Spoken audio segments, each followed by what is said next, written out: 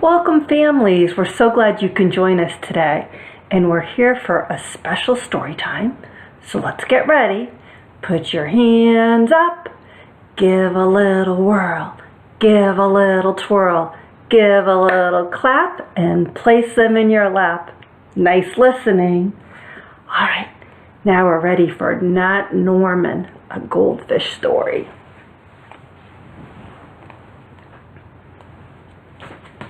When I got Norman, I didn't want to keep him. I wanted a different kind of pet.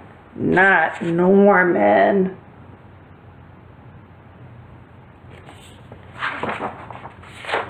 I wanted a pet who could run and catch, or one who could climb trees and chase strings.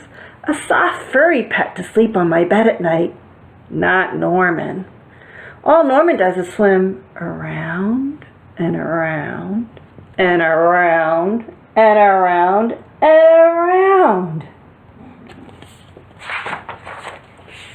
This is it, Norman, I decided. I'm trading you for a good pet. Norman doesn't move. Not even a fin twitches. How can I trade him like this? No one will want a sorry-looking fish in a gunky bowl. When I drop Norman into his nice, clean bowl, he starts dipping and flipping and flapping his fins around. He looks so goofy I have to laugh. Don't think that just because you made me laugh, I'm going to keep you, I tell him. Tomorrow you're out of here.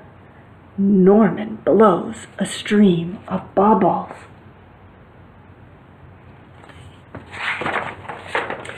The next day I take Norman to school with me. If I talk him up real good during show and tell, maybe somebody will want him. On the way there we see my friend Austin. Austin has a real cool dog and 7 puppies. Want to swap one of your pups for Norman, I ask? Who's Norman? asks Austin. My goldfish, I say. By the time I rescue Norman, half his water is gone.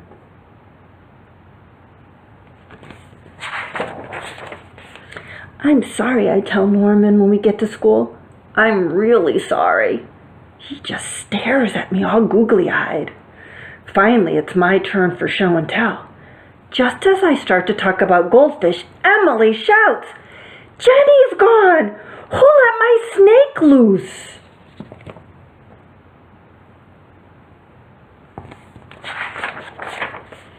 Does anyone hear the story of how I got Norman? Does anyone even ask to hold his bowl? No.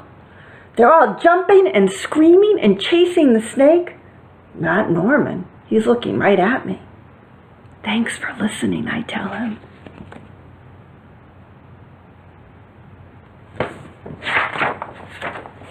That afternoon, we go to my music lesson. As soon as it's over, I'm taking Norman back to the pet store. I take out my tuba and begin to play. I glance over at Norman. He's swaying back and forth. Glug, glug, glug, he mouths. Look, Norman's singing, I say. Pay attention, snaps the maestro, and try to play the proper notes.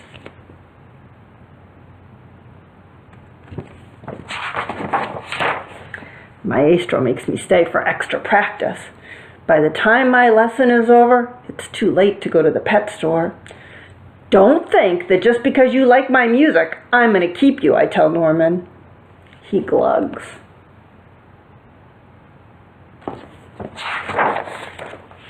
That night, I'm sound asleep when screech, scratch. What's that noise? Scratch, scritch, screech. Yikes! There's something at the window! Then out of the corner of my eye, I spot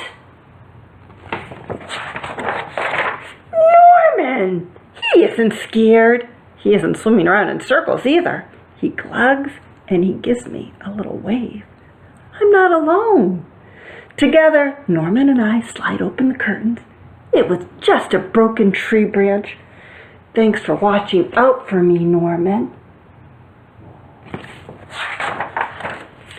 On Saturday, I take Norman to the pet store, just like I said I would. I look at the cats and the dogs and the snakes and the birds. I look at the hamsters and the mice and the lizards too. They all look like good pets, but they are not Norman. When I got Norman, I wasn't sure I wanted to keep him. But now, even if I could pick any pet in the whole world, I wouldn't trade him. Not Norman.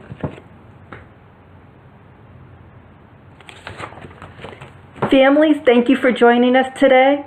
We'll be back soon with some more stories. Please stay safe and healthy, and we miss you. Bye-bye.